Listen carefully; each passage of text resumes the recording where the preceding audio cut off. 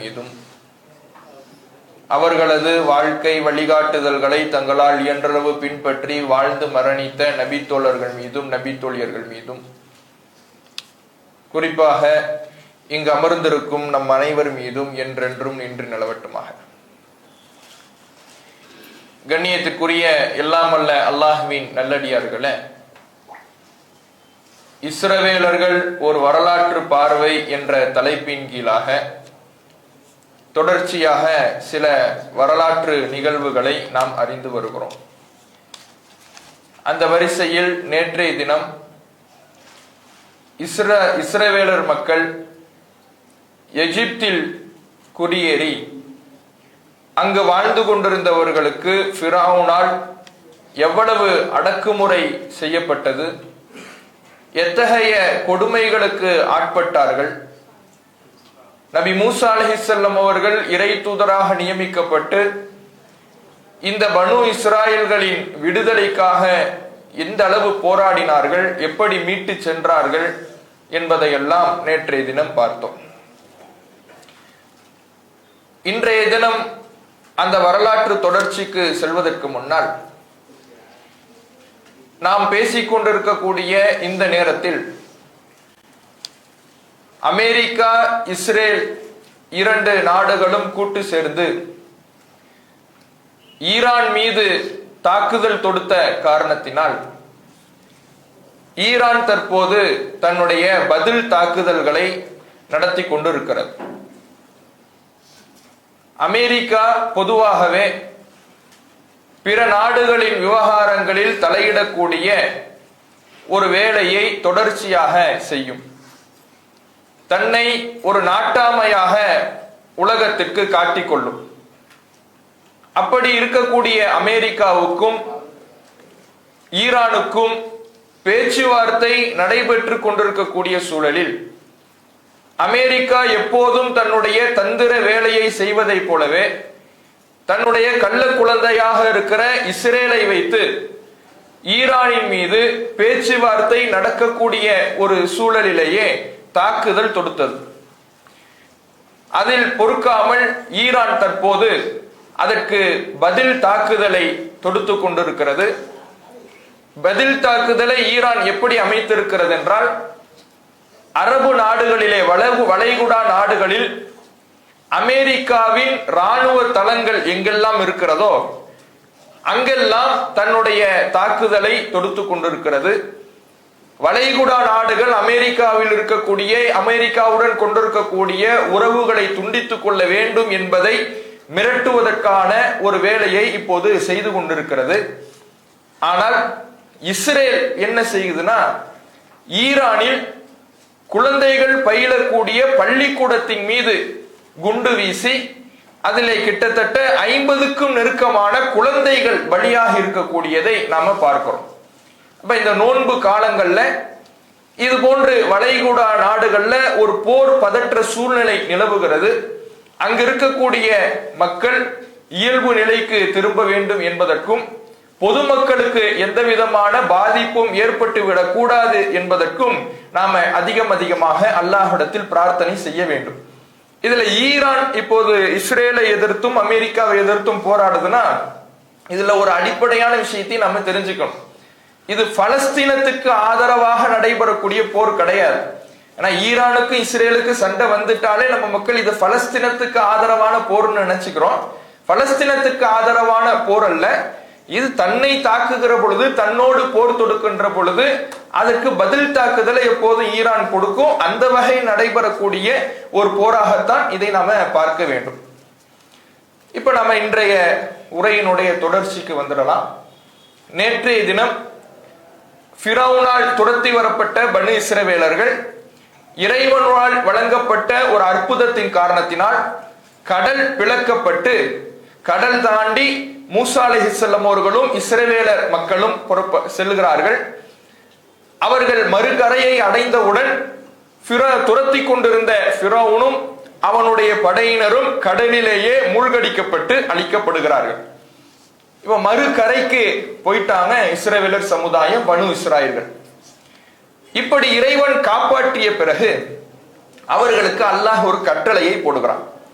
யா கௌமி, மூசா நபியின் மூலமாக அல்லாஹ் சொல்லுகிறான், என் சமுதாயமே, உதுகுலுல் அருளல் முகத்தஸத்தல்லதி கத்தபல்லாஹு லக்கும், அல்லாஹ் உங்களுக்கென்று விதித்த புனித பூமிக்கு நீங்கள் செல்லுங்கள்.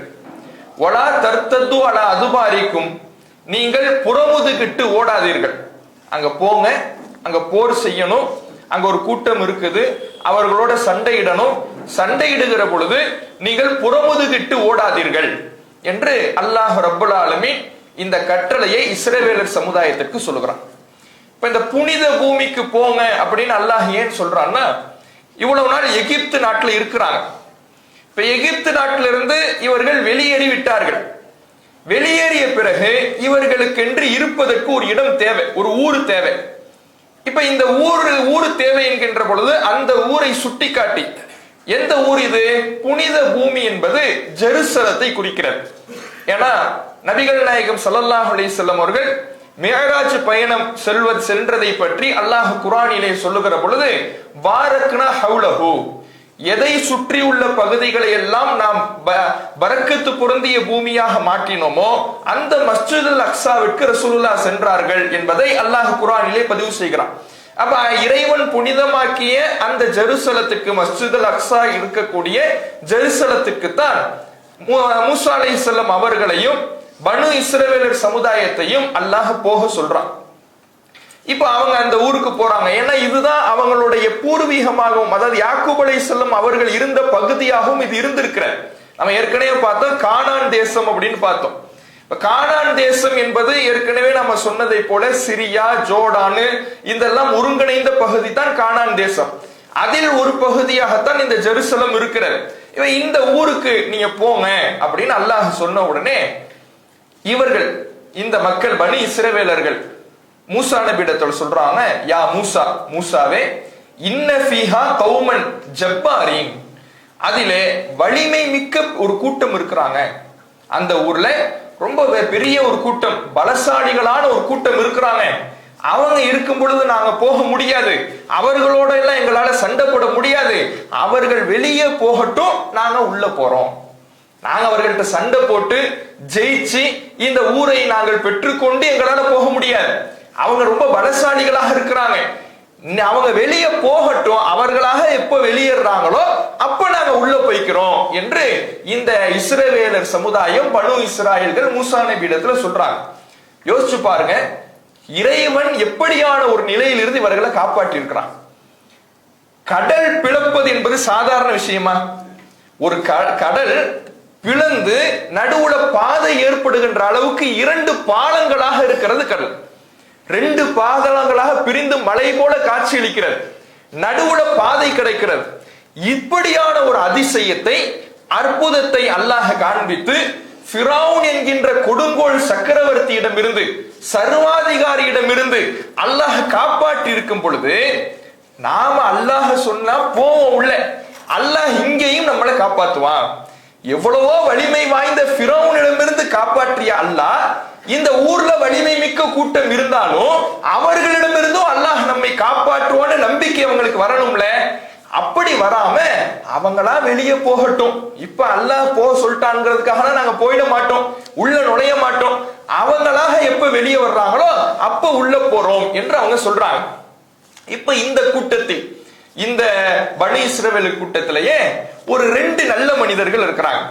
நல்ல அல்லாஹுடைய மீது அதிகமான நம்பிக்கை வைத்திருக்கிற, ஈமான் கொண்ட, அந்த ஈமானில் வலிமையுள்ள, இறைவனுடைய அற்புதங்களை பார்த்ததினால் அல்லாஹ்வுடைய அருளிலேயோ உதவியிலேயோ சந்தேகம் கொள்ளாத 2 நபர்கள் அந்த மக்களிடத்துல சொல்றாங்க, உதுகுலு அலைஹிமுல் பாப், நாம அவர்களுக்கு எதிராக இந்த வாசல் வழியாக நுழைவோம், நீங்கள் நுழையுங்கள். ஃபைதா தகல்துமுஹு, அதில் நீங்கள் நுழைந்தாலேயே ஃபைன்னக்கும் காலிபுன், நீங்கள் தான் ஜெயிப்பீர்கள். நுழைகிறது மட்டும்தான் நம்ம வேலை, அவர்களை தோற்கடிப்பதும் நம்மை வெல்ல வைப்பதும் அல்லாஹ்வுடைய வேலை. நாம நுழைஞ்சாலே வெல்லக்கூடியவர்கள், நாம ஏன் பயப்படணும்? நாம அல்லாஹ்வின் மீது நம்பிக்கை வைத்திருந்தால், இறைவனுடைய உதவியில் ஆதரவு வைத்திருந்தால் நாம போவோம், அல்லாஹ் நம்மளை ஜெயிக்க வைப்பான், வெல்ல வைப்பான் என்று அந்த 2 மனிதர்கள் சொல்றாங்க. ஆனா இவர்கள் சரிப்பட்டு வரல. பெரும்பான்மையான மக்கள் பனி இஸ்ரவேலர்கள் அவ்வளவு பெரிய அல்லாஹ்வுடைய உதவியை பார்த்தும் கூட இறைவனுடைய உதவியின் மீதும் இறைவனுடைய அருளின் மீதும் ஆதரவு வைக்காமல் நாங்க வரவே மாட்டோம், இன்னால் நதுகுலஹா அபதா மாதாமு ஃபீஹா, அந்த கூட்டம் அந்த ஊரிலே இருக்கின்ற வரை நாங்கள் இதிலே நுழையவே மாட்டோம், ஃபத்ஹப் அன்த வரப்புக ஃபகாத்திலா, போர் செய்யறதா இருந்தா சண்டை போடுறதா இருந்தா நீங்களும் உங்க ரப்பும் போய் சண்டை போடுங்க. எப்படியான வார்த்தை பாருங்க. எவ்வளவு பெரிய அற்புதத்தை பார்த்து வந்த கூட்டம், எவ்வளவு பெரிய இறைவனுடைய உதவியிலிருந்து மீண்டு வந்த ஒரு கூட்டம், ஃபிரௌன் கொடுமைப்படுத்தி கொண்டிருந்த வேளையிலே ஆண் மக்களை எல்லாம் கொன்று குவித்து பெண்களை எல்லாம் வாழ வைத்து ஒரு சித்திரவதை செய்து கொண்டிருந்த வேளையிலே மூசா என்ற ஒரு இறை தூதரை இறைவன் அனுப்பி அவர்களுக்கான விடுதலைக்காக போராட வைத்தான். அப்படியான ஒரு உதவியை அவர்களுக்கு செய்தான்.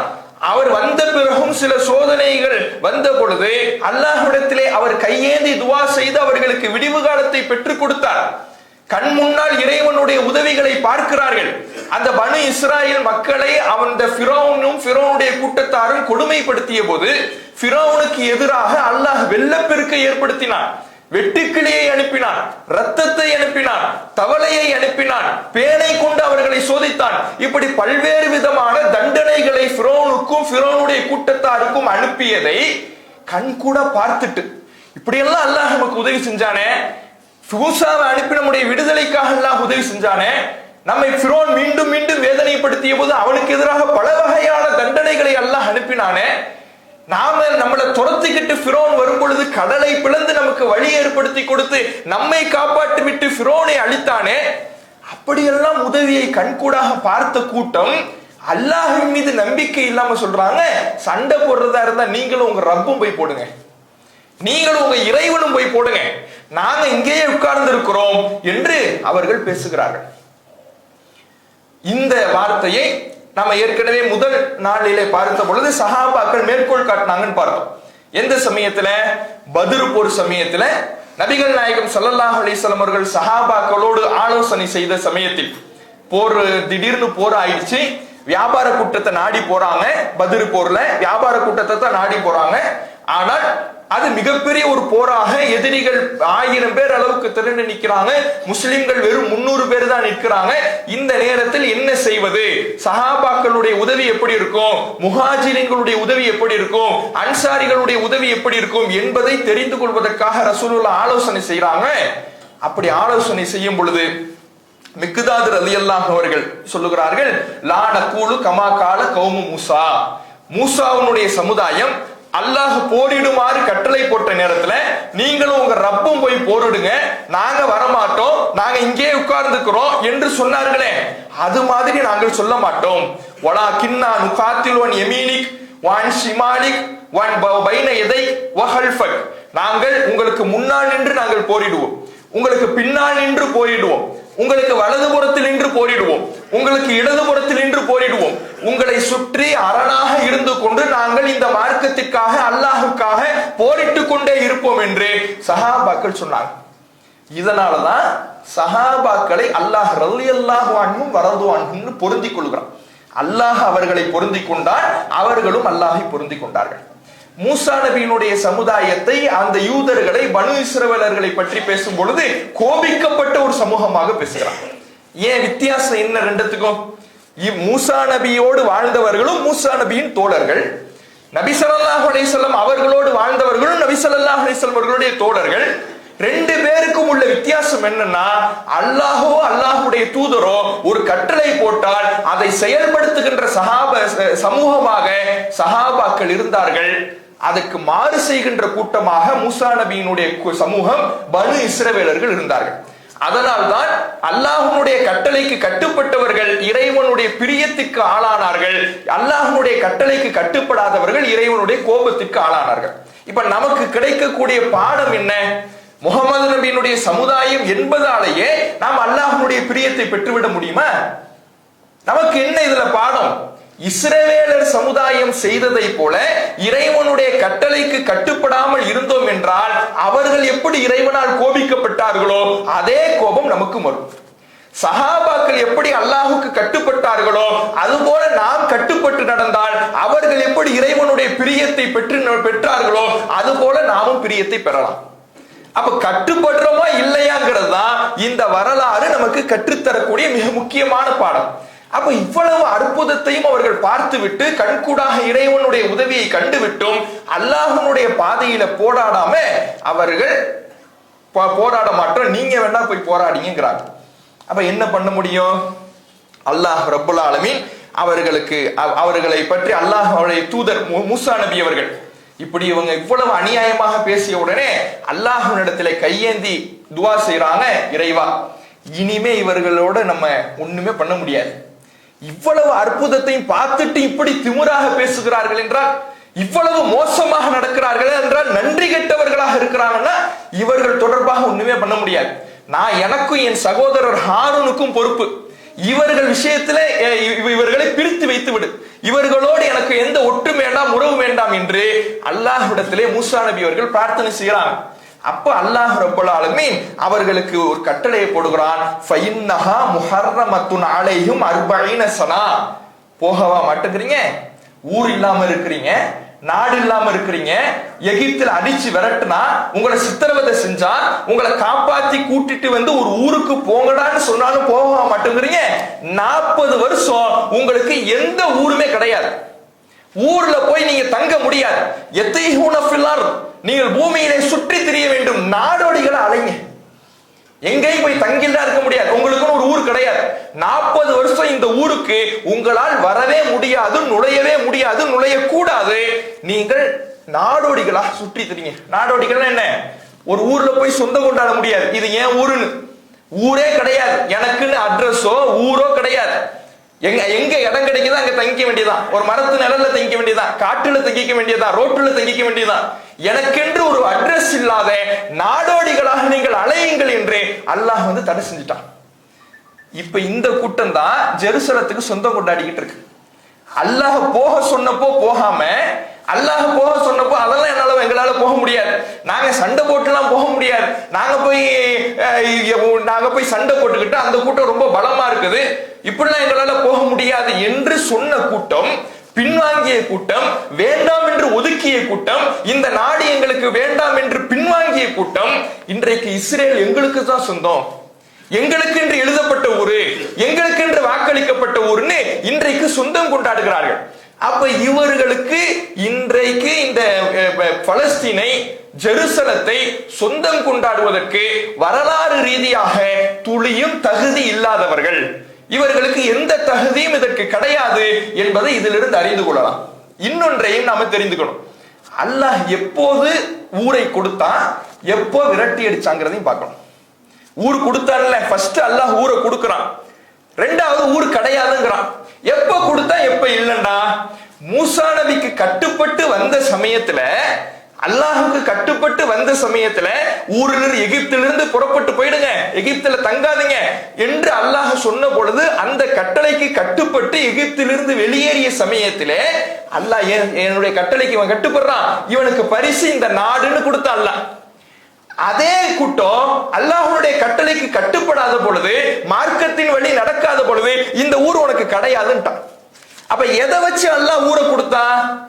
மார்க்கத்தை வைத்து கொடுத்தான், அல்லாஹுக்கு கட்டுப்படுவதை வைத்து கொடுத்தான், இறைவனின் படி எப்படி நடக்கிறார்கள் என்பதை வைத்து கொடுத்தானே தவிர இவன் யூதன் அதனால உனக்கு இந்த ஊரு, நீ பனு இஸ்ராயேல் அதனால இந்த ஊருன்னு கொடுக்கல. அல்லாஹுக்கு கட்டுப்பட்டு நடந்ததினால் கிடைத்த பரிசு. எப்போது அல்லாஹுக்கு கட்டுப்படவில்லையோ அப்போதே அந்த ஊரில் இருந்து அல்லாஹ் தடை செய்து விட்டான் என்பதை பார்க்கலாம். அப்ப இன்றைக்கு சொந்தம் கொண்டாடுவதற்கு சற்றும் தகுதியற்றவர்களாக இவர்கள் இந்த இஸ்ராயல்கள், பனி இஸ்ராயல்கள், யூதர்கள் இருக்கிறார்கள் என்பதை இந்த வரலாறின் மூலம் நாம அறிந்து கொள்ளலாம். இப்போ நாடோடிகளாக போறாங்க, ஊரு கிடையாது, அட்ரஸ் கிடையாது, எங்க எல்லாம் இடம் கிடைக்குதோ அங்க இருந்துக்க வேண்டியதுதான். இப்படி போறாங்கல்ல, இப்பயாவது திருந்தணும்ல. இப்பதான் யூதர்களுடைய தன்மைகள் நாம சில விஷயங்களை படிப்போம்ல, அந்த தன்மைகளை இப்ப இருந்தா நம்ம படிக்க ஆரம்பிப்போம். ஏன்னா இதுவரை யாக்கூப் நபி தன்னுடைய மகன்களுக்கு தான் மரணிக்கும் பொழுது அல்லாஹுக்கு கட்டுப்பட்டவர்களாக, முஸ்லிம்களாக தவிர நீங்க மரணிக்க கூடாது, அல்லாஹ் மட்டும்தான் வணங்கணும்னு வசியத்தை செஞ்சாங்க. அப்படியே அதுல தொடர்ந்து கொஞ்சம் பேர் வந்தாங்க, அந்த வழியிலேயே கொஞ்சம் பேர் வந்தாங்க. அதுக்கு பிறகு மூசா நபி வழி நடத்துறாங்க, அதுல சில பேர் சரியா இருந்தாங்க. இப்ப கடல் பிளந்ததற்கு பிறகு நன்றி கெட்டவர்களாக மாறினாங்கல்ல, அல்லாஹ்வுடைய உதவியை எதிர்பார்க்காம அல்லாஹ்வுடைய கட்டளை ஏற்று அந்த ஊருக்கு போகாம நன்றி கெட்டவர்களாக மாறினாங்கல்ல, இனிமேல் அவர்கள் எடுத்து வைக்கக்கூடிய ஒவ்வொரு அடியிலையுமே நன்றி கெட்டவர்களாகத்தான் இருந்திருப்பார்கள் என்பதை இந்த வரலாறுல இருந்து தெரிஞ்சுக்கலாம். இப்ப இந்த நாடோடி காலத்துல அல்லாஹ்வுடைய தண்டனையில தான் நாடோடியாக சுற்றி திரிய போறோம். இப்பயாவது ஒழுங்கா இருக்கணும்ல. போறாங்க, போற வழியில ஒரு கூட்டத்தை பாக்குறாங்க. அவங்க என்ன பண்றாங்கன்னா சிலைகளை வச்சு வழிபடுறாங்க, சிலை வணக்கம் செஞ்சுக்கிட்டு இருக்கிறாங்க. இந்த கூட்டத்தை பார்த்துட்டு மூசா நபியிடத்துல கேட்கிறாங்க, இஜஅல்லனா இலாஹன் கமாலஹும் ஆலிஹா. மூசாவே, அவர்களுக்கு பல கடவுள் இருக்குதுல்ல, சிலைகள்லாம் வச்சு வணங்குறாங்கல்ல, அது மாதிரி எங்களுக்கும் கடவுளை ஏற்படுத்தி கொடுங்களேன் அப்படின்னு மூசா நபியிடத்துல கேட்கிறாங்க. யோசிச்சு பாருங்க, அல்லாஹ் இப்பதான் கோவப்பட்டு நீ நாடோடிய ஆள என் வார்த்தைக்கு கட்டுப்பட மாட்டேங்கிறியா, என் வார்த்தையை பேச என் வார்த்தைக்கு கீழ்ப்படிந்து நடக்காமல் இருக்கிறாயா என்று கண்டித்து நாடோடியா நடன அனுப்புறான். அனுப்பும் பொழுதே ஒரு கூட்டத்தை பார்த்துட்டு சிலைகள் அவங்க வச்சு வணங்குறத பார்த்துட்டு இது மாதிரி எங்களுக்கு சிலைகளை கொடுங்களேன் அப்படிங்கிறான். மூசா நபி முதலில் அவர்களுக்கு செய்த பிரச்சாரமே லா இலாஹ இல்லல்லாஹ் தான். இஸ்ராயேலர்களுடைய துவக்கமான இஸ்ராயேல் கடைசி மௌத்திலே வசியத்து செய்தது லா இலாஹ இல்லல்லாஹ் தான். அல்லாஹ் மட்டும்தான் வணங்கணும், அவனுக்கு மட்டும்தான் கட்டுப்படணும்னு. ஆனால் அந்த ஏகத்துவத்துக்கே வேட்டு வைக்கின்ற ஒரு கோரிக்கையை மூசா நபி இடத்துல வைக்கிறாங்க. அப்ப மூசா நபி அவர்கள் கண்டிக்கிறாங்க, அகைரல்லாஹி அபுகிக்கும் இலாஹா, அல்லாஹ்வை விடுத்து வேறு கடவுளையா நான் தேடுவேன், அவன் எப்படிப்பட்ட கடவுள், இது நஜ்ஜைனாக்கும் மின் ஆலி ஃபிரௌன், ஃபிரௌனுடைய கூட்டத்திலிருந்து யார் உங்களை காப்பாற்றியது, அல்லாஹ் தானே காப்பாற்றுனா, இந்த சிலையா காப்பாற்றுச்சு? நீங்க கேக்குறீங்கல்ல சிலை இதா காப்பாற்றுச்சு, உங்களை காப்பாற்றியவன் அல்லாஹ், ஃபிரௌன் வேதனைப்படுத்திய போது உங்களை பாதுகாத்தவன் அல்லாஹ். அப்படியான அல்லாஹ் விட்டுட்டு இந்த சிலைகளை தேடுறீங்களா, சிலைகளை வந்து என்கிட்ட கேட்கிறீங்களா? இன்னக்கும் கௌமுன் தஜ்ஹலூன், நீங்கள் முட்டாள் கூட்டமாகவே இருக்கிறீர்கள், அறியாத கூட்டமாகவே இருக்கிறீர்கள் என்று அல்லாஹ்வுடைய தூதர் மூசா நபி அவர்கள் பனி இஸ்ரவேல் சமுதாயத்தை கண்டிக்கிறாங்க. இதே வசனத்தை இவங்க கேட்டாங்கல்ல, இந்த வசனத்தை நபி ஸல்லல்லாஹு அலைஹி வஸல்லம் அவர்கள் ஒரு தருணத்துல மேற்கோள் காட்டினாங்க. எப்படின்னா, சஹாபாக்கள் நபிகள் நாயகம் ஸல்லல்லாஹு அலைஹி வஸல்லம் அவங்கலாம் ஹைபர் யுத்தத்துக்கு போகும் பொழுது ஒரு இடத்துல தங்குறாங்க. அந்த இடத்துல ராத் அன்வாத்னு ஒரு மரம் இருக்குது. அந்த மரத்தில் இணை வைப்பாளர்கள் எல்லாம் தங்களுடைய ஆயுதங்களை தொங்க விடுகிறார்கள். ஏன்னா அந்த இணை வைப்பாளர்களுடைய நம்பிக்கை, இந்த மரத்தில் ஆயுதங்களை தொங்க விட்டால் நம்முடைய ஆயுதங்களுக்கு கூடுதல் சக்தி கிடைக்கும், பவர் கிடைக்கும் அப்படின்னு நம்பினான். அதனால அவன் தொங்க விட்டான். இதை பார்த்த புதிதாக இஸ்லாத்துக்கு வந்த சில முஸ்லிம்கள், அப்பதான் இஸ்லாத்துக்கு வந்திருக்கிறாங்க புதுசு, அவங்க என்ன பண்றாங்கன்னா, அவங்க நபிகள் நாயகம் ஸல்லல்லாஹு அலைஹி வஸல்லம் கிட்ட கேக்குறாங்க, இஜஅல்லனா தாத் அன்வாத் கமாலஹும் தாத் அன்வாத், அவர்களுக்கு தாத் அன்வாத்ங்கிற மரம் இருக்கிற மாதிரி எங்களுக்கு ஒரு தாத் அன்வாத்தை கொடுங்களேன் அப்படின்னு கேக்குறாங்க. அப்பதான் நபிகள் நாயகம் ஸல்லல்லாஹு அலைஹி வஸல்லம் சொல்றாங்க, நீங்க கேட்கிறது எப்படி தெரியுமா இருக்குது, மூசா நபியினுடைய சமுதாயம் மூசா நபி இடத்துல இஜஅல்லனா இலாஹா கமாலஹும் ஆலிஹா, அவர்களுக்கு பல கடவுள்கள் இருப்பதை போல எங்களுக்கும் பல கடவுளைகளை ஏற்படுத்தி தாருங்கள் என்று கேட்டார்களே, அது மாதிரி இருக்குது நீங்க கேட்கிறது, அப்படி நீங்கள் நடக்காதீர்கள் என்று சொல்லிவிட்டு ரசூலுல்லாஹ் ஒரு எச்சரிக்கையும் செஞ்சாங்க. வல்லதி நஃப்ஸி பியதிஹி, என்னுடைய உயிர் எவன் கைவசம் இருக்கிறதோ அந்த அல்லாஹ்வின் மீது ஆணையாக, ல தர்கபுன்ன சுன்னத்த மன் கான கபலக்கும், உங்களுக்கு முன்பு இருந்த இந்த இஸ்ரவேலர் சமுதாயத்தினுடைய வழிமுறைகளை நீங்கள் பின்பற்ற துவங்குவீர்கள். ஒரு எச்சரிக்கையை செஞ்சாங்க. அப்படி பின்பற்ற கூடாது, அவங்க வழியில போயிடாதீங்க, நீங்க பின்பற்றுவீர்கள் என்ற ஒரு முன்னெச்சரிக்கையை அல்லாஹ்வுடைய தூதர் அவர்கள் செஞ்சாங்க.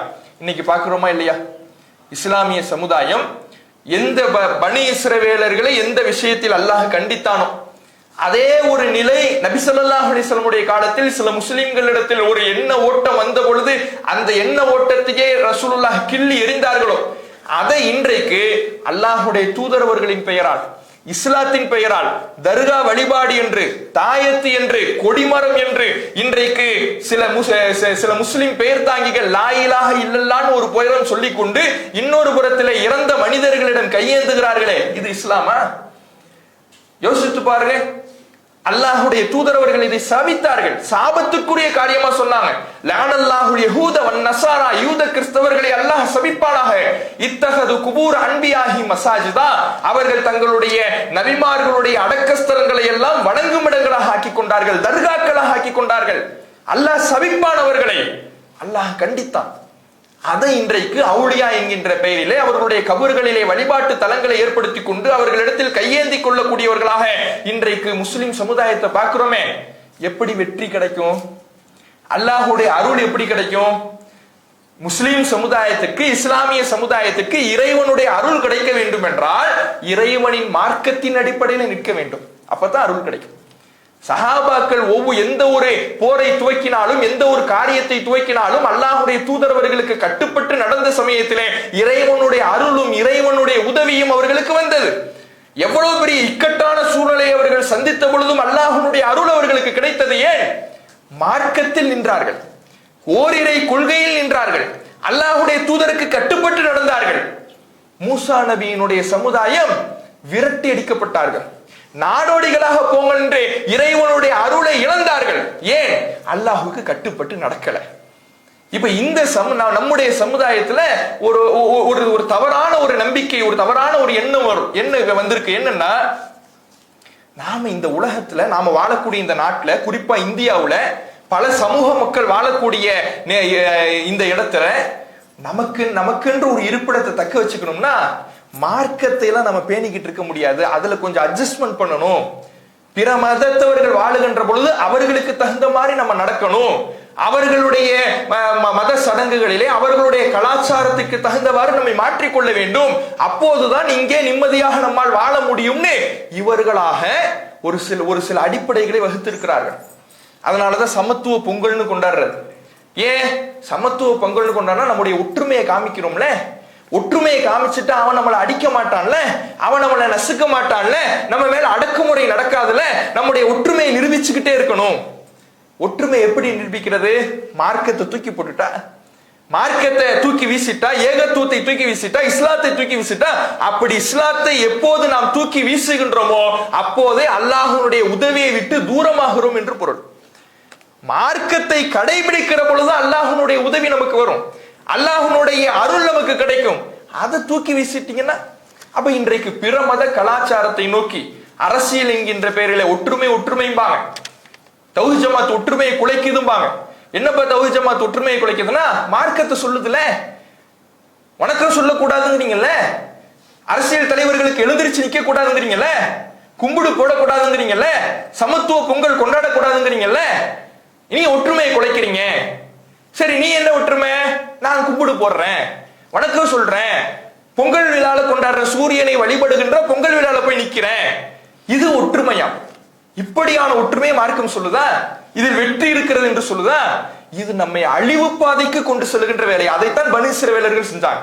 பனி இஸ்ரவேலர்கள் ஒரு கூட்டத்துக்கு கடந்து போகும் பொழுது கூட, அவங்க வணங்குற சிலையை போய் நமக்கு இருக்கணுமே, நம்மளும் அது மாதிரி சிலையை வணங்கிட்டு போயிடலாமே நினைச்சாங்க. அல்லாஹ்வுடைய அருளை விட்டு தூரமானார்கள். அப்ப நம்முடைய கொள்கையில் எப்போது உறுதியாக இருக்கிறோமோ அப்போதுதான் நமக்கு உதவி கிடைக்கும். கண்களை வித்துட்டு ஓவியம் வாங்கலாமான்னு கேட்பாங்க. ஓவியம் வாங்குறாங்கல்ல, ஓவியம் வாங்குறது எதுக்கு? அதை ரசிக்கிறதுக்கு தான் ஓவியத்தை வாங்குவாங்க. கண்ணையே ஒருத்தவன் வித்துட்டு ஓவியத்தை வாங்கலாம்னா அது மாதிரிதான் இந்த நாட்டில் நம்முடைய இருப்பிடத்தை அமைத்துக் கொள்வதற்கும் நம்முடைய உரிமைகளை பாதுகாக்கிறது எதுக்கு? நான் முஸ்லிமா இருந்து என்னுடைய உரிமையை நான் செயல்படுத்தணும், நான் ஒரு இஸ்லாமியனாக இருந்து இந்த நாட்டில் நான் நிம்மதியாக வாழ வேண்டும் என்பதற்காகத்தான். மார்க்கமே இல்லைன்னா அவன் தாராளமா தான் சேர்த்துக்குவானே. மார்க்கத்தை இன்னைக்கே விட்டுடுவோம், தாராளமா அவன் சிவப்பு கம்பளம் போட்டு நம்மை அழைத்து செல்வான். அப்ப மார்க்கத்தை விட்டு இந்த உலகத்தில் இருப்பிடத்தை அமைத்துக் கொள்வது எந்த விதத்திலையும் பயனளிக்காது. அப்ப நாம இதுல இருந்து பெற வேண்டிய படிப்பினை, மார்க்கத்தை எந்த இடத்திலையும் விட்டுடக்கூடாது என்பதை நாம இதுல கவனிக்கணும். பிற மத கலாச்சாரத்துக்கு அடிமையாக விடக்கூடாது. அப்படித்தான் இந்த மூசா நபியினுடைய சமுதாயம் பனி இஸ்ரவேலர்கள் போனாங்க. அப்ப அல்லாஹ் கண்டிக்கிறான். இது அதிலிருந்து திரும்ப தங்களுடைய பயணத்தை துவக்கி போய்கிட்டு இருக்கிறாங்க. இந்த நேரத்துல மூசா நபி அவர்களை அல்லாஹ் அழைக்கிறான். 40 நாட்களை அவர்களுக்கு வாக்களிக்கிறான். 40 நாட்கள் நீங்க வாங்க அப்படின்னு கூப்பிடுறான். ஏன்? மூசா நபிக்கு மார்க்க வழிகாட்டல்களையும் வேதத்தையும் வழங்குறது. தௌராத்து, இதுவரை தௌராத்து மூசா நபிக்கு அருளப்படலை.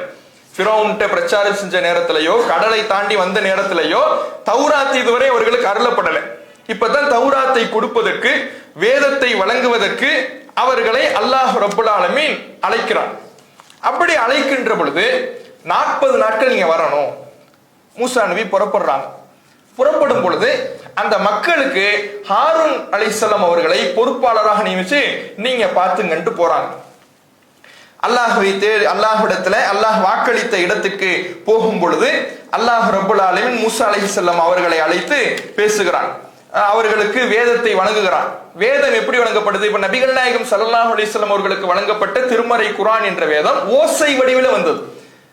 ஜிப்ரீல் அலைஹிஸ்ஸலாம் அவர்களின் மூலமாக அல்லாஹ் நபி ஸல்லல்லாஹு அலைஹி வஸல்லம் அவர்களுக்கு சொல்லி கொடுத்து ரசூலுல்லாஹ்வுடைய உள்ளத்தில் பதியும். ஒரு மெட்டீரியலா வரல, ஒரு புக்கா வரல. ஆனா மூசா நபி அவர்களுக்கு எப்படியான வேதத்தை அல்லாஹ் கொடுக்கறான்னா பலகைகள்ல கொடுக்கறான். ஏடுகளாக, பலகைகளாக அல்லாஹ் ரப்புல் ஆலமீன் எழுதி அதை அவர்களுக்கு கொடுக்கறான். அப்ப இந்த பலகைகளை பெறுவதற்காக 40 நாட்கள் மூசா நபி அவர்கள் என்ன பண்ணிடுறாங்க? போயிடுறாங்க. இங்க போன சமயத்துல மூசா நபி அல்லாஹ்விடத்துல ஒரு கோரிக்கை வைக்கிறாங்க. இறைவா, தன்னுடைய ஒரு ஆசையின் காரணத்தினால், இது சந்தேகத்தின் காரணத்தினால் இல்ல, ஈமானிய பலவீனத்தின் காரணத்தினால் இல்ல, அல்லாஹ்விடத்துல ஒரு ஆசையின் காரணத்தினால் ஒரு கோரிக்கை வைக்கிறாங்க. இறைவா, நான் உன்னை பார்க்கணும் அப்படிங்கிறாங்க. நான் உன்னை பார்க்கணும். அப்ப அல்லாஹ் சொல்றான், என்ன நீ பார்க்க முடியாது. லன் தரானி, என்னை உங்களால் பார்க்கவே முடியாது. இருந்தாலும் இந்த மலை, ஒரு மலையை சுட்டி காட்டி இந்த மலையை நீங்க பாருங்க, இந்த மலை அதே இடத்தில் உறுதியாக இருக்கும் என்றால் நீங்க பார்ப்பீங்க என்று அல்லாஹ் ரப்புல் ஆலமீன் அந்த மலைக்கு காட்சி தருகிறான். அப்போது அந்த மலை சுக்குநூறாக நுறங்கி விடுகிறது. மூசா நபி அவர்கள் மயக்கமுற்று கீழே விழுந்து விடுகிறார்கள். கண் விழித்து மயக்கம் தெளிந்து அல்லாஹ்விடத்திலே துஆ செய்கிறார்கள். சுப்ஹானக, இறைவா நீ தூயவன், துபுத்து இலைக்க, உன்னிடத்தில் நான் பாவ மன்னிப்பு தேடுகிறேன். வான அவ்வளுல் முஃமினீன், நான் மூமின்களில் முதலாமானவன். நான் சந்தேகத்தினாலாம் கேட்கல, நான் உண்மையில நம்பிக்கை இல்லாம எல்லாம் உன்னை பார்க்கணும்னு கேட்கல, நான் என்னுடைய ஆசையினால் கேட்டேன். நான் உண்மையிலே உன்னை நம்புகிறேன், நான் தான் முதலாவது மூமீன் என்று அல்லாஹ்விடத்துல துஆ செய்றாங்க. இப்ப இங்க இந்த மாதிரி சூழல் போய்கிட்டு இருக்கும் பொழுது அங்க ஹாரூன் நபி இருக்கிறாங்கல்ல, அங்க அந்த கூட்டம் சும்மா இருப்பாங்களா? மூசா நபி இருக்கும் பொழுதே வேலையை காண்பித்த இந்த இஸ்ரவேல மக்கள் சும்மா இருப்பாங்களா? அங்க என்ன பண்றாங்க? அவர்கிட்ட போட்டு நோண்டி நுங்கெடுக்கிறாங்க. என்ன பண்றாங்க? சாமிரின்னு ஒருத்தன் இருக்கிறான். அந்த சாமிரிங்கிறவன் என்ன பண்றான்னா, அவன் ஒரு இந்த நகைகள் ஆபரணங்களை எல்லாம் வைத்து ஒரு காளை கன்று சிற்பத்தை செய்கிறான். காளை சென்று சிலையை செய்கிறான். இந்த காளை கன்று சிலையை செய்தவுடன் அது ஒரு சப்தமும் வருகிறது. அந்த சிற்பத்துல சப்தம் வருகிறது. இதை பார்த்த உடனே அத கடவுள்ட்டான். ஏற்கனவே சிலையை கேட்டுக்கிட்டு இருந்தான்ல, சிலையை தரமாட்டேன்னு சொன்ன உடனே இவன் ஒரு காளை கன்று சிற்பத்தை செஞ்சு அதுல ஒரு சத்தம் வந்த உடனே இதுதான் எங்கள் கடவுள் அப்படின்ட்டான். அப்போ ஹாரூன் அலைஹிஸ்ஸலாம் அவர்கள் எவ்வளவோ சொல்லி பார்க்கிறாங்க, எவர்களோ அவர்களை தடுத்து பார்க்கிறார்கள். அவர்கள் மூசா, எதா இருந்தாலும் மூசா வரட்டும், அவர் வந்த உடனே பார்த்துக்குவோம் என்று அவர்கள் கட்டுப்பட மறுக்கிறார்கள். அப்போ இந்த இப்படி சூழல் போய்கிட்டு இருக்கு. மூசா நபி திரும்ப வராங்க. திரும்ப வந்து பார்த்தா காளை கன்றை கும்பிட்டு கொண்டிருக்கிறார்கள், காளை கன்றை வணங்கி கொண்டிருக்கிறார்கள். மூசா நபி அவர்களுக்கு கடுமையான கோபம். பலகைகளை கொண்டு வராங்களா, ஏடுகளை, வேதத்தை, அதை அப்படியே கீழே போட்டுறாங்க. கோபத்துல அப்படியே கீழே போட்டு விட்டு ஹாரூன் அலைஹிஸ்ஸலாம் அவர்களை நோக்கி போய் அவருடைய தாடியை பிடிச்சிடுறாங்க. கோபத்துல, உங்களை தானே பொறுப்பாளரா போட்டுட்டு போனேன், உங்களை பொறுப்பாளரா போட்டுட்டு போகும்போது இந்த சமுதாயம் என்ன இப்படி நாசமாய் போய் கிடக்கு, அல்லாஹை மட்டும் வணங்க வேண்டிய சமுதாயம் காளை கன்றை கும்பிட்டு கொண்டிருக்கிறது, வணங்கி கொண்டிருக்கிறது என்று கடுமையாக பேசுறாங்க. அப்ப ஹாரூன் அலைஹிஸ்ஸலாம் அவர்கள் மூசா அலைஹிஸ்ஸலாம் அவர்களிடத்துல சொல்றாங்க, எப்னல் என்னுடைய தாயாரின் மகனே, இன்னல் கௌம இஸ்தல்அஃபுனி, இந்த கூட்டம் என்னை பலவீனமாக்கி விட்டது. ஒகாது இக்துலுனி, என்ன பண்ணிட்டாங்கன்னா என்னை கொலை செய்ய முயற்சி பண்ணிட்டாங்க. நான் எவ்வளவோ சொன்னேன், சொன்னதை கேட்காம நான் சொல்லுவதை காது கொடுத்து கேட்க கூடாது என்பதற்காக, நான் கண்டிக்கிறேன் என்பதற்காகவே என்னை கொலை செய்ய அவர்கள் முயற்சித்து விட்டார்கள். அந்த அளவுக்கு என்ன படாத பாடுபடுத்திட்டான். நான் ஒண்ணு கேட்காம இல்லை, கண்டிக்காம இல்லை, அவர்களை தடுத்து நிறுத்தினேன், தடுத்தேன் என்பதற்காக என்ன கொலை செய்ய வந்துட்டான். இதுக்கு மேல என்ன செய்ய சொல்றீங்க? ஹாரூன் அலைஹிஸ்ஸலாம் அவர்கள் சொன்ன உடனே அப்போதுதான் மூசா அலைஹிஸ்ஸலாம் அவர்கள் அமைதியாகி அந்த மக்களை கண்டிக்கிறார்கள். இதை போய் வணங்கிட்டு இருக்கிறீங்க. சாமிரி அழைக்கிறாங்க, அந்த கலை சென்று சிற்பத்தை செஞ்சான்ல அவனை அழைக்கிறாங்க. என்னடா என்ன செஞ்ச, இல்ல ஏதோ எனக்கு தோணுச்சு, நான் செஞ்சுட்டு இந்த தூதருடைய காலடி மண்ணை தூக்கி அதுல போட்டேன், அதுல சத்தம் வந்துடுச்சு, என்னன்னே எனக்கு தெரியல அப்படின்ட்டாங்க. சத்தம் வந்தது ஏன்டான்னு கேட்டா, என்னன்னு எனக்கே தெரியாது, நான் ஒன்னும் சத்தம் போட வைக்கல, மண்ணை தூக்கி போட்டா அதுவா சத்தம் போடுது. அல்லாஹ் ஒரு சோதனைக்காக அவர்களை வச்சான், அவர்களுக்கு ஒரு டெஸ்ட் வச்சான்.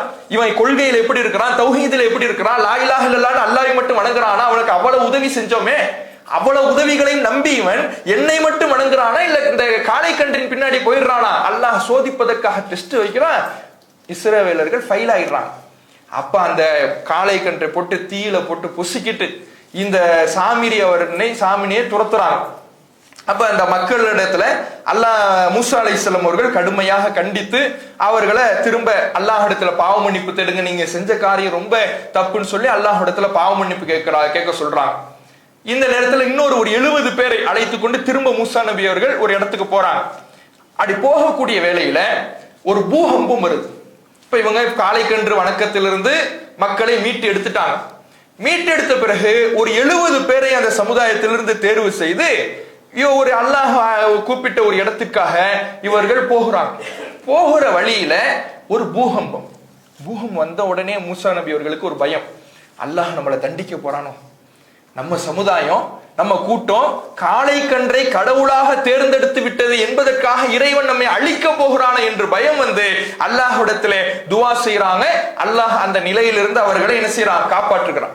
இப்ப திரும்ப அந்த கூட்டம் தன்னுடைய ஒட்டுமொத்த சமுதாயத்தையும் அழைச்சிட்டு போறாங்க. இப்ப நாடோடிகளாகத்தான் சுத்திக்கிட்டு இருக்கிறாங்க. இருக்க தங்க ஊர் இல்ல, இருக்க வீடு கிடையாது, அப்படியே இருக்கிற இடத்துல மரத்துல காட்டுல கரையில தங்கிக்க வேண்டியதான். இப்படியே போய்கிட்டு இருக்கும் பொழுது வெயில் அடிக்கும்ல, எப்படியெல்லாம் அந்த சமுதாயத்துக்கு அல்லாஹ் அருள் செய்யறான்னு பாருங்க. அதனாலதான் குர்ஆனிலே திரும்ப திரும்ப இந்த சமுதாயத்தை நோக்கி அல்லாஹ் பேசுகிறான், யா பனி இஸ்ராயில் மக்களே, உதுகுரு நிஅமத்தி அல்லத்தி அன்அம்து அலைக்கும், உங்களுக்கு நான் செய்த அருளை நினைத்து பாருங்கள். ஃபல்லல்துக்கும் அலல் ஆலமீன், அகிலத்தாரை விட உங்களை நான் சிறப்பித்தேன், எல்லா மக்களை விட உங்களுக்கு சிறப்பு கொடுத்தேன், எல்லா மக்களை விட உங்களுக்கு அதிகமான அருளை கொடுத்தேன், அப்படியெல்லாம் கொடுத்து நீங்கள் நன்றி கெட்டு இருக்கிறீர்கள் என்று அல்லாஹ் திருமறை குர்ஆனிலே அவர்களுக்கு நினைவூட்டி கொண்டே இருக்கிறான். அப்ப என்ன அருளை கொடுக்கிறான், இவ்வளவு செஞ்சதுக்கு பிறகும் அவங்க வெயில் அலைகிறாங்கிறதுக்காக மேகத்தை அப்படியே நிழலிடுவதற்காக கொண்டு வரான். இவங்க போற இடங்கள்ல எல்லாம் என்ன ஆகுது, ஒரு மேகம் அவர்களுக்கு மேல இருந்துகிட்டே இருக்கு. மேகம் இருந்துச்சுன்னா கீழே வெயில் அவர்களை தாக்காது, வெயில் அவர்களுக்கு அனலை ஏற்படுத்தாது, சுட்டரிக்காது. அப்ப அப்படியான ஒரு நிலையை, ஒரு அருளை அவர்களுக்கு ஏற்படுத்துகிறார். இப்ப மேகத்திலிருந்து அவர்களை காக்கும், வெயிலில் இருந்து அவர்களை காக்கும் விதமாக மேகத்தை அவர்களுக்கு நிழலிட செய்தோம். வல்லல்னா அலைக்குமுல் கமாம, மேகத்தை அவர்களுக்கு நாம் நிழலிட செய்தோம். மேகம் வந்துகிட்டே இருக்கும், அப்ப வெயிலே படாது, சுமூகமாக ஈஸியா போயிடலாம். இப்படியான ஒரு அருளை அல்லாஹ் செய்கிறான். சரி, இப்ப சாப்பிடணுமே, என்ன பண்றது, வன்சல்னா அலைக்குமுல் மன்ன வசல்வா, மண்ணு செல்வாங்கிற உணவை கொடுத்தோம் அவர்களுக்கு. மண்ணு செல்வாங்கிற ஒரு உயர்தர உணவை அல்லாஹ் இறக்கி வைத்ததாக திருமறை குர்ஆனிலே சொல்லி காட்டுகிறான். தண்ணி குடிக்கிறதுக்கு தண்ணி இல்லை, பூமியே வறட்சி, இவர்களுக்கு மட்டும்தான் நிழல், ஆனா ஊரே என்னவா இருக்குது, வறட்சியாக இருக்குது, வெயிலாக இருக்கிறது. அப்ப தண்ணி வேணுமே, என்ன மூசா நபி இடத்துல வந்து கோரிக்கை வைக்கிறாங்க, எங்களுக்கு தண்ணி வேணும். உடனே அல்லாஹ் ரப்பல் ஆலமீன் ஹஜர், இந்த பாறையை உங்களுடைய கைத்தடியால் அடியுங்கள் என்று அல்லாஹ் சொல்லுகிறான். அடிக்கிறாங்க, 12 ஊற்றுக்கள் வருகிறது. தண்ணி ஊத்து இருக்குதுல்ல, தண்ணி ஊத்து ஒரு 12 ஊற்று வருது. ஏன் 12 ஊற்று? இஸ்ரவேலர் சமுதாயத்தினுடைய எண்ணிக்கை, குடும்ப கோத்திரத்தினுடைய எண்ணிக்கை 12. யாக்கூப் அலைஹிஸ்ஸலாம் அவர்களுக்கு 12 பிள்ளைகள். அந்த வம்சாவளி அப்படியே வர வர வர வர 12 குடும்பங்களாக அவர்கள் இருக்கிறார்கள். ஒவ்வொரு குடும்பத்துக்கும் ஒரு ஊற்று என்கின்ற அடிப்படையிலே 12 ஊற்றுக்களை அல்லாஹ் தனித்தனியாக செய்கிறான், வழங்குகிறான். மண்ணு செல்வாங்கிற உணவை கொடுத்து விடுகிறான், மேகத்தை நிழலிட வைக்கிறான். எவ்வளவு பெரிய அருள்னு பாருங்க. இவ்வளவு மாறு செய்ததற்கு பிறகும் அல்லாஹ் இப்படியான அருளை செய்கிறான்னா எவ்வளவு நன்றி உள்ளவர்களாக இருக்கணும், அந்த அருளுக்கு விசுவாசம் உள்ளவர்களாக இருக்கணும். ஆனா இவங்க என்ன தெரியுமா செய்யறாங்க, கொஞ்ச நாள் போகுது, மண்ணு செல்வாவை சாப்பிட்டுக்கிட்டு இருக்கிறாங்க, அல்லாஹ் கொடுத்த தண்ணியை குடிச்சுக்கிட்டு இருக்கிறாங்க, அல்லாஹ் வழங்கிய நிழலை அனுபவித்துக் கொண்டிருக்கிறார்கள். கொஞ்ச நாள் போன உடனே மூசா நபி இடத்துல சொல்றாங்க, யா மூசாவே, இந்த யா மூசான்னு இந்த சமுதாயம் அழைச்சிச்சுன்னு வைங்களேன், நல்லதை சொல்றதுக்கு இவங்க அழைக்கவே மாட்டாங்க, ஏதோ ஒரு அடுத்தது ட்விஸ்ட் வைக்க போறான் அப்படிங்கறத நம்ம விளங்கிக்கணும். யா மூசாவே, லன் நஸ்பிர அலா துஆமின் வாஹித், ஒரே உணவுல எங்களால சகிச்சுக்கிட்டு இருக்க முடியாது. மண்ணு செல்வாங்கிற உயர்தர உணவை கொடுத்திருக்கிறான் அல்லாஹ், எங்களுக்கு ஒரு உணவுல சகிச்சுக்கிட்டு இருக்க முடியாது, அதெல்லாம் எங்களுக்கு போதாது. ஃபதுர்லனா ரப்பக்க, உங்களுடைய ரப்பிடத்துல, அதுவும் கேட்கும் போதே பாருங்க, உங்க ரப்பிடத்துல அல்லா உனக்கும் இறைவன் தான். கேட்க அவங்களுக்கு மார்க்கத்தை கொடுத்திருக்கிறான், ஆனா சொல்லும் பொழுதே உங்க ரப்பிடத்துல கேளுங்க. யுஹ்ரிஜுனா மிம்மா துன்பித்துல் அர்து, பூமி விளைவிக்கின்ற விஷயங்களை அல்லாஹ் எங்களுக்கு வெளிப்படுத்துவான். என்ன வேணுமா? மின் பக்லிஹா, கீரை, ஒகிசாய்ஹா, வெள்ளரிக்காய், ஒஃபூமிஹா, பூண்டு, வஅதசிஹா, பருப்பு, வபஸ்லிஹா, வெங்காயம், இதையெல்லாம் அல்லாஹ்ட்ட இருந்து நீங்க வாங்கித்தாங்க. ஏன் மண்ணு செல்வானா எங்களுக்கு வேணாம், கீரையை வாங்கித்தாங்க, வெள்ளரிக்கையை வாங்கித்தாங்க அப்படின்னு கேட்கிறான்.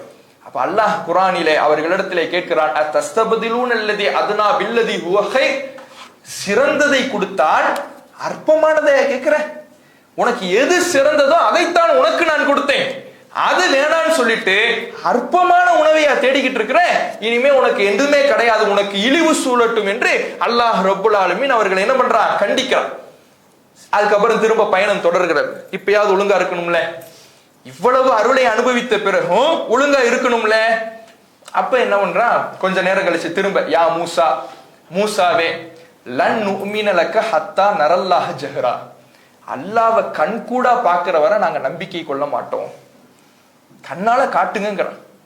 கடல் பிளந்தது அவர்களுக்கு போதாதான், மேகம் வந்துகிட்டே இருக்குதே, யாருக்கும் நிழல் இல்லை, இவர்களுக்கு மட்டும் மேகம் வருதே, அது போதாதான். பாறையில அடிச்சா பாறையிலிருந்து 12 ஊற்று வருதே, அது அவர்களுக்கு போதாதான். இப்படி உதவிக்கு மேல் உதவி, அற்புதத்துக்கு மேல் அற்புதம் போதாது என்று அல்லாஹ்வை நாங்க கண்கூடா பார்த்தா தான் நம்புவோம் அப்படிங்கிறாங்க. அப்ப அல்லாஹ் அவர்களை சாயிக்கத்தும், ஒரு பெரும் சத்தம், இடி சத்தம் அவர்களை கடுமையாக தாக்குகிறது. சும்மா பாச அப்படியே மூர்ச்சையாக இவங்க என்ன பண்றாங்க? விழுந்துடுறாங்க. எல்லாம் ஒட்டுமொத்த பனு இஸ்ரவேலர் மக்களையும், இப்படி கோரிக்கை வைத்த அனைவரையும் அல்லாஹ் மூர்ச்சையாக்குகிறான். இடி சத்தம் தாக்கி இடியிலே அவர்கள் விழுந்து விடுறாங்க. அப்ப திரும்ப அல்லாஹ் எழுப்புகிறான். எதனால? பஅஸ்னாக்கும் மின் பஅதி மௌத்திக்கும் லஅல்லக்கும் தஷ்குரூன், இப்பயாவது நீ நன்றி செலுத்துறியான்னு பாக்குறதுக்கு அல்லாஹ் எழுப்புறான். எவ்வளவு வாய்ப்பை கொடுக்குறான்னு பாருங்க. திரும்ப திரும்ப அந்த சமுதாயத்துக்கு அல்லாஹ் வாய்ப்புக்கு மேல வாய்ப்பை கொடுத்து கொண்டே இருந்தான், நன்றி செலுத்துறியான்னு பார்ப்போம் என்று. இப்ப திரும்ப அவர்களுடைய பயணம் தொடர்கிறது. அந்த கூட்டத்துல ஒரு ஆளை யாரோ கொலை பண்ணிட்டாங்க. பனி இஸ்ராயீல்ல ஒரு ஆளை யாரோ கொலை செய்து விட்டார்கள். கொலையாளி யார் என்று தெரியல, யாரு கொலை பண்ணது தெரியல. இப்ப மூசா நபியிடத்துல கேட்கிறாங்க, உதுஉலனா ரப்பக்க யுபை, அதாவது யார் கொன்றது என்று எங்களுக்கு தெரிய வேண்டும், அதை நீங்க உங்களுடைய ரப்பிடத்துல கேளுங்க அப்படின்னு அவங்க சொல்றாங்க. அப்ப மூசா நபி அவர்கள் அல்லாஹ்விடத்துல துவா செய்து விட்டு இறைவன் அவர்களுக்கு ஒரு வழியை சொல்வதற்காக ஒரு மாட்டை அறுக்குமாறு அவர்களுக்கு கட்டளை எடுக்கிறான். சூரத்துல் பக்கரான்னு நமக்கு அத்தியாயம் இருக்குல்ல, 2வது அத்தியாயம். அந்த அத்தியாயத்துக்கு பக்கரான்னு ஏன் பேர் வந்துச்சுன்னா, இந்த நிகழ்வு சூரத்துல் பக்கராவில் தான் இடம்பெறுது. அப்ப அந்த நிகழ்வுல ஒரு மாட்டை அறுக்குமாறு அல்லாஹ் கட்டளை எடுக்கிறான் அப்படின்னு சொல்றாங்க. சொன்ன உடனே அவங்க என்ன கேட்கிறாங்க? ஒரு கைத்தடி அடிச்சு, பாறையில் அடிச்சு 12 நீர் ஊத்து வருமா? வராது. ஆனா அல்லாஹ் வர வச்சான், அதுதான் அல்லாஹ் அப்படின்னு நம்பணும்ல. கைத்தடி கடலில் அடிச்சுச்சுன்னா கடல் பிளக்கும்னு சொல்ல முடியுமா? சொல்லவே முடியாது. ஆனால் அல்லாஹ் பிளக்க வைத்தான், அதுதான் அல்லாஹ். அப்போ ஒரு கொலையாளி யார் என்று கண்டுபிடிக்கணும்னா மனிதனுக்கு 1000 வழி தேவை, அல்லாஹ் ஒரு மாட்டை அறுக்க சொல்லியும் கண்டுபிடிக்க வைப்பான்னு நம்பணும்ல. நம்பாம என்ன எங்களை கேலி செய்றீங்களா? தத்தஹிதுனா ஹுசுவா, எங்களை என்ன கேலி கிண்டல் பண்றீங்களா? மூசாவே, நாங்க கொலையாளியை கேட்டோம்னா நீங்க மாட்டை கொலை பண்ண சொல்றீங்க, மாட்டை அறுக்க சொல்றீங்க, சம்பந்தமே இல்லாம பேசுறீங்க, என்ன கேலி பண்ண சொல்றீங்களா? கேலி பண்றீங்களா? அப்ப மூசா நபிகள் சொல்றாங்க, அஊது பில்லாஹி நகூன மினல் ஜாஹிலின், இது போன்ற முட்டாளா நான் மாறிடக்கூடாதுன்னு துவா செய்றாங்க. உன் கண்ணு முன்னாடி காட்டியும் நீ நம்பலைன்னா இது போன்ற ஒரு முட்டாளா நான் மாறிடக்கூடாதுன்னு அல்லாஹ் இடத்துல என்ன பண்றாங்க? துவா செய்றாங்க. அதுக்கப்புறம் கொஞ்சம் ஏதோ ஒரு தெளிவு கிடைச்சி மூசா நபியிடம் திரும்ப வராங்க. சரி, மாட்டை அறுக்க சொல்லிட்டீங்க, என்ன மாடு? மாட்டை அறுக்க சொல்றீங்கல்ல, மாட்டை அறுக்குன்னா மாட்டை அறுத்து இருக்கணும், அதை விட்டுட்டு என்ன மாடு? அப்ப மூசா நபி சொல்றாங்க, அது கிழடு வயது முதிர்ந்த மாடும் கிடையாது, கன்று குட்டியும் கிடையாது, இடைப்பட்ட வயதில் உள்ள மாடு. உங்களுக்கு என்ன சொல்லப்பட்டுச்சு அதை செய்யுங்க, கேள்வி கேட்டுக்கிட்டு இருக்காதீங்க. என்ன சொல்லப்பட்டுச்சு? மாடு இருக்குன்னா மாடு அறுத்துட வேண்டியதானே? அது என்ன வயசுன்னு ஏன் கேட்கிற? நீயா ஏன் கஷ்டத்தை உண்டாக்கிக்கிற? உனக்கு சொல்லப்பட்டதை மட்டும் செய்யி. சரி கேட்டுட்ட, முதிர்ந்த மாடும் இல்லை, கன்று குட்டியும் இல்லை, இடைப்பட்ட மாடை அறு. திரும்ப வந்து அப்ப அது கலர் என்னன்னு கேட்டு சொல்லுங்க. வயசு என்னன்னு கேட்டதுக்கே மூசா நபி கேட்காத, நீ சொன்னதை செய்யுங்கிறாங்க. இப்போ வந்து என்ன? அப்ப கலர் என்னன்னு கேட்டு சொல்லுங்க. கலரா? சரி வா, கரு மஞ்சள், பார்ப்பவர்களை கவரக்கூடிய கரு மஞ்சள் நிறத்து மாடை நீ அறு. திரும்ப வரா. சரி அப்ப அது என்ன? அது எங்களுக்கு ரொம்ப குழப்பது. கரு மஞ்சள் மாடு, கன்று குட்டியும் இல்ல, கல்லடும் இல்ல, இடைப்பட்ட மாடுன்னு எங்களுக்கு மாடு குழப்பது. இன்னும் கொஞ்சம் விவரத்தை வாங்கிட்டு வாங்க. அப்ப அல்லாஹ் சொல்றான், அது விவசாயத்துக்கு உழுவப்படாத, விவசாயத்துக்கு தண்ணீர் பாய்ச்சாத, தழும்புகள் காயங்கள் எதுவும் இல்லாத மாடு. இப்பதான் அவன் சொல்றான், அல்ல ஆன ஜிகத்தபில் ஹக். இப்பதான் சரியான விளக்கத்தை கொண்டு வந்திருக்கிறீங்க. மாட்டை அறுக்க சொல்லும் பொழுது இவன் அறுத்திருந்தா கஷ்டமே இருக்காது. அதை விட்டுட்டு இவனா டைரக்டா நிறைய கேட்டு கேட்டு கேட்டு நிறைய விவரம் வந்த உடனே ஆஹா இதுக்கு மேல கேட்க வேணாம், இப்ப நீங்க நிறைய விவரத்தை கொண்டு வந்துட்டீங்கன்னு சொல்லி அப்படியே ஸ்டாப் ஆயிடலாம். அப்ப திரும்ப இது போற ஒரு மாட்டை தேடி அறுக்கிறாங்க. அறுத்த உடனே அல்லாஹ் ரப்புல் ஆலமீன் அந்த மாட்டை அறுத்த பகுதியை வைத்து அடிக்க சொல்றான். ஒரு மாட்டை அறுத்தாங்கல்ல, அதுல இருந்து ஒரு பகுதியை எடுத்து இறந்த மனிதர் இருக்கிறார்ல, யார் கொலை செய்யப்பட்டிருக்கிறாரோ அந்த கொலை செய்யப்பட்ட மனிதருடைய உடல்ல அடிக்க சொல்றான். அந்த அவர் எழுந்திருக்கிறாரு, திரும்ப உயிர் பெறுகிறாரு. உயிர் பெற்று தன்னை யார் கொன்றார்கள் என்பதை விவரித்து விட்டு அவர் திரும்ப என்ன ஆயிடுறாரு? மௌத்தாயிடுறாரு. இப்படியான ஒரு அற்புதத்தை அல்லாஹ் என்ன பண்றான்? செய்து காண்பித்து இறந்தவர்களை நாம் இப்படித்தான் உயிர்ப்பிப்போம்னு அவர்களுக்கு காட்டுறான். உயிர்ப்பிக்கிறது எனக்கு ஒன்னும் கஷ்டம் கிடையாது. நீ மவுத்தாயிட்டா எதுவும் இந்த உலகத்தோட போயிட போற கிடையாது. என்னிடத்துல வந்து ஆகணும். எப்படி உயிர்ப்பிப்பேன் தெரியுமா? எப்படினாலும் நான் உயிர்ப்பிப்பேன். ஒரு மாட்டுடைய பாகத்துக்கும் உன் உடம்புல அடிக்கிறதுக்கும் உயிர் வர்றதுக்கு சம்பந்தமே இல்லை. ஆனால் நான் உயிரை கொடுப்பேன். எப்படினாலும் நான் உயிர்ப்பிப்பேன். என்னுடைய கையில் அதிகாரம் இருக்குன்னு அவர்களுக்கு என்ன செய்யறான்? பாடம் நடத்துகிறான். இப்படியே அவர்களுடைய பயணம் அது மாதிரி அடிக்கிறாங்க. கொலையாளி யார் என்று அவர்கள் அறிந்து கொள்கிறார்கள். இதற்கு பிறகு பல ஆண்டுகள், இதுக்கப்புறம் மூசா நபியினுடைய அந்த மூசா நபிக்கு அப்புறம் நடந்த நிகழ்வு. இதுக்கப்புறம் மூசா நபியை பற்றி இவ்வளவுதான். மூசா நபி பனி இஸ்ரவேலர்களோடு இருந்த தகவல்கள் இவ்வளவுதான். இதற்கு பிறகு இந்த இஸ்ராயலினுடைய அந்த பயணம், இந்த பனி இஸ்ரவேலர்களுடைய பயணம் அப்படியே தொடர்கிற பொழுது ஒரு கட்டத்துல மீண்டும் அந்த ஊருக்கு அல்லாஹ் போக சொல்றான். போக சொல்லும் பொழுது அல்லாஹ் கட்டளை இடுகிறான், உதுகுலு ஹாதிஹில் கரியா, இந்த ஊருக்கு நீங்க திரும்ப போங்க. ஃபகுலு மின்ஹா ஹைசு ஷி'தும் ரகதா, அங்க நீங்க தாராளமாக உண்டு மகிழ்ந்து வாழுங்கள் அப்படின்னு சொல்றான். ஆனா போகும் பொழுது ஃபதுகுலுல் பாப சுஜ்ஜதா, ஊருக்கு போகும்போது நீங்கள் பணிந்தவர்களாக போங்க, பணிந்து போங்க. உங்களுடைய உள்ள பணிவுனால எங்க வரணும்? உள்ளத்துல வரணும். இவன் என்ன பணியவே இல்லை. எந்த இடத்துலயுமே இவ்வளவு அல்லாஹ்வுடைய அருள் இருந்தும் எங்கேயுமே அல்லாஹுக்கு பணிவை காட்டல. நன்றி கெட்டவர்களாகவும், துரோகம் இழைப்பவர்களாகவும், திமிர் பேச்சு பேசக்கூடியவர்களாகவும், அல்லாஹ்விடத்திலேயே விதண்டாவாதம் செய்யக்கூடியவர்களாகவும் தான் இவர்களுடைய நிலை இருந்திருக்கிறது. அப்ப அல்லாஹ் சொல்றான், நீ பணிந்தவனா போ. வக்கூலு ஹித்தத்துன், ஹித்தத்துன்னு சொல்லு. ஹித்தத்துனா மன்னிப்புன்னு அர்த்தம். இவ்வளவு செஞ்சிருக்கீல, நீ இந்த ஊருக்கு போகும்போது மன்னிப்பு கேட்டுட்டு போ, உள்ளத்தால பணிஞ்சு போ அப்படின்னு அல்லாஹ் சொல்லிட்டான். நீ அப்படி போனீன்னா உன்னை நான் மன்னிக்கிறேன். இவன் என்ன தெரியுமா பண்றான்? இவ்வளவு அலைக்கழிக்கப்பட்டான்ல, நாடு இல்லாம ஊரி இல்லாம இவ்வளவு அலைக்கழிக்கப்பட்டான்ல, அலைக்கழிக்கப்பட்ட இப்பயாவது திருந்தணும்ல. இவன் என்ன பண்றான்? பணிந்தவர்களாகத்தான் அல்லாஹ் சொல்றான். இந்த நான் எப்படி என் பணிவை வெளிப்படுத்துறேன் பாருங்கன்னு சொல்லி தவழ்ந்துகிட்டு போறான். பணிவுங்கிறது எங்க வரணும்? உள்ளத்துல வரணும். பணிவுங்கிறது அல்லாஹுக்கு கட்டுப்பட்டு அல்லாஹ் சொன்ன மாதிரி நடந்த அந்த பணிவு உள்ளத்துல வரணும். இவன் என்ன பண்றான்? தவழ்ந்துகிட்டு போறான். அது எப்படி தவழ்ந்துகிறது? உட்கார்ந்துகிட்டே, இந்த சின்ன குழந்தைங்க, சில குழந்தைங்க இந்த யானைக்கால் போட்டு தவணும், சில குழந்தைங்க உட்கார்ந்துகிட்டே நகர்ந்து போகும்ல, அது மாதிரி உட்கார்ந்துகிட்டே என்ன பண்றான்? நகர்ந்து போறான். கேட்டா நான் பணிஞ்சு போறேன் அப்படிங்கிறான். ஹித்தத்துன், மன்னிப்பு நல்லா சொன்னான்ல, இப்ப என் மன்னிப்பை பாருங்க அப்படின்னு சொல்லி ஹிந்தத்துன் அப்படிங்கிறான். ஹிந்தத்துன் என்ன? கோதுமைன்னு அர்த்தம். அல்லாஹ் சொன்னது ஹித்தத்துன், மன்னிப்புன்னு சொன்னான். இவன் சொன்னது என்ன? ஹிந்தத்துன், ஒரு நூனை எக்ஸ்ட்ரா சேர்த்துக்கிட்டான். ஹா தோ தா, இதான் அல்லாஹ் சொன்னது. இதுல இவனா ஒரு நூனை எக்ஸ்ட்ரா சேர்த்துக்கிட்டு ஹிந்தத்துன், கோதுமை அப்படின்னு சொல்லிட்டு உள்ள போறான். அப்ப எவ்வளவு துரோகம் அளிப்பவர்களாக, நன்றி கெட்டவர்களாக இருந்திருக்கிறாங்கன்னு பாருங்க. இப்படி அல்லாஹ் சொன்ன வார்த்தையை மாற்றி, அல்லாஹ் சொன்ன அர்த்தத்தை மாற்றி அந்த ஊருக்குள்ள அவங்க போகும் பொழுது அல்லாஹ் ரப்புல் ஆலமீன் அவர்களுக்கு எதிராக வேதனையை ஃபன்ஸல்னா அலல்லதீன லலமு ரிஜ்ஸம் மினஸ் ஸமா, இப்படியான இந்த அநியாயக்காரர்களுக்கு வானத்திலிருந்து ஒரு வேதனையை நாம் இறக்கினோம், ரிஜ்ஸை இணைக்கினோம் அப்படிங்கிற அல்லாஹ். ரிஜ்ஸ்னா என்ன? ஹதீஸ்களிலே சொல்லப்படுகிறது. நம்ம ஏற்கனவே இந்த செய்தியை கூட நம்ம முதல் நாள்ல பார்த்தோம். அத்தாஊனு ரிஜ்ஸுன், கொள்ளை என்பது நோய் என்பது ஒரு வேதனை. அது பனி இஸ்ரவேலர்களில் ஒரு கூட்டத்துக்கு அனுப்பப்பட்டதுன்னு பார்த்தோம்ல, அதான் இதான் இந்த இடத்துலதான் அல்லாஹ் என்ன செய்யறான், அந்த கொள்ளை நோயை அவர்களுக்கு அனுப்பி அவர்களுக்கு தண்டனைகளை வழங்குகிறான் என்கின்ற தகவலை பார்க்கிறோம்.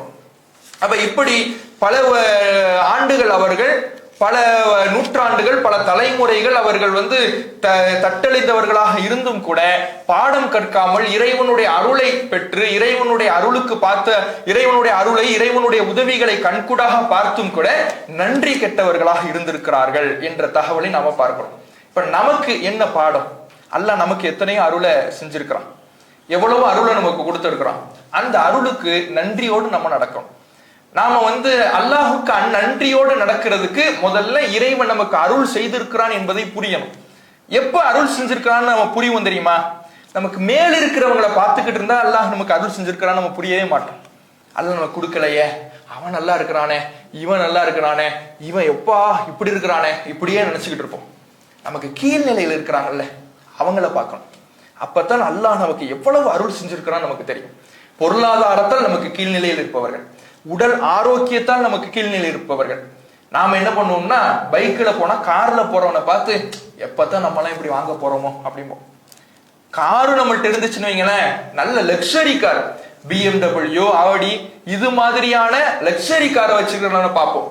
அந்த காரை நம்மளால எப்பதான் வாங்க முடியுமோ தெரியலையே, இப்படி பார்ப்போம். இப்படி அவன் மேல இருக்கிறவனை பார்க்காதீங்க, கீழே இருக்கிறவங்களை பார்த்தாதான் அல்லாஹ் நமக்கு எவ்வளவு அருள் புரிந்திருக்கிறான் என்பது தெரியும். இறைவனுடைய அருளுக்கு நாம எப்போது நன்றி செலுத்துகிறோமோ அப்போதுதான் நம்முடைய வாழ்க்கையில் அல்லாஹ்னுடைய உதவியை பெற முடியும். இறைவனுக்கு நன்றி கெட்டவர்களாக நாம் இருந்தோம் என்றால் அல்லாஹ்னுடைய கோபத்திற்கு ஆளாக வேண்டிய நிலை ஏற்படும் என்பதை இந்த வரலாறு நமக்கு பாடம் சொல்லுகிறது. இதுக்கப்புறம் இப்ப ஒரு ஊருக்குள்ள நுழைஞ்சாங்க அப்படின்னு பார்த்தோம்ல, இதுக்கப்புறம் இவர்களுடைய வரலாறு எப்படி தொடங்குகிறது என்பது தாவூத் அலைஹிஸ்ஸலாம் அவர்களுடைய காலத்துக்கு போயிடும். இதுக்கப்புறம் அவங்களுடைய வரலாறு எங்க ஆரம்பிக்குதுன்னா, தாவூத் அலைஹிஸ்ஸலாம் அவர்களுடைய காலத்திலிருந்து தான் இதுக்கப்புறம் சொல்லப்படக்கூடிய வரலாறு ஆரம்பிக்கிறது. அப்ப நாளைய தினம் இன்ஷா அல்லாஹ் தாவூத் அலைஹிஸ்ஸலாம் அவர்களுடைய காலம் எப்படி துவங்கியது, அதற்கு பிறகு அவருடைய மகன் சுலைமான் அலைஹிஸ்ஸலாம் அவர்களுடைய காலத்தில எப்படி இருந்தார்கள், அங்கே சுலைமான் அலைஹிஸ்ஸலாம் அவர்களுடைய காலத்துலதான் இன்றைக்கு உலக அரசியலில் பேசுபொருளாக இருக்கிற பைத்துல் முகத்தஸ், மஸ்ஜித் அல் அக்ஸா அங்க அந்த காலகட்டத்தில் தான் கட்டப்படுகிறது. அப்ப அங்கிருந்து இந்த மஸ்ஜித் அல் அக்ஸாவுடைய வரலாறு இன்றைய வரை எப்படி இருந்தது என்கின்ற இந்த உலக வரலாற்றை இன்ஷா அல்லாஹ் நாளைய தினமும் அதற்கு மறுநாள் தினமும் இன்ஷா அல்லாஹ் பார்ப்போம். அஸ்ஸலாமு அலைக்கும் வரஹ்மத்துல்லாஹி வபரகாத்துஹு. சுப்ஹானக்கல்லாஹும்ம வபிஹம்திக அஷ்ஹது அன் லா இலாஹா இல்லா அன்த அஸ்தக்ஃபிருக வ அத்தூபு இலைக்.